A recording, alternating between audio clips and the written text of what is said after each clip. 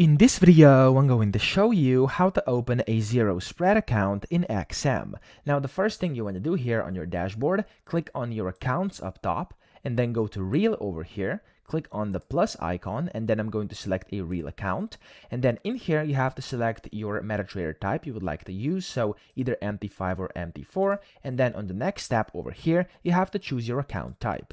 Now, this is where you can actually see your XM0, and this is basically the zero spread account. As you can see, it says spreads as low as 0 pips. Click on this, click on continue, customize your trading account over here, and then after you basically do all this, press continue again, set in your trading account password, press complete, and after you do it, you'll see that you now have your zero spread account. So if I go to the accounts tab over here, as you can see, it's the XM0 account. So that's it. I hope this video helped you out. If it did, please subscribe to the channel and help me out as well.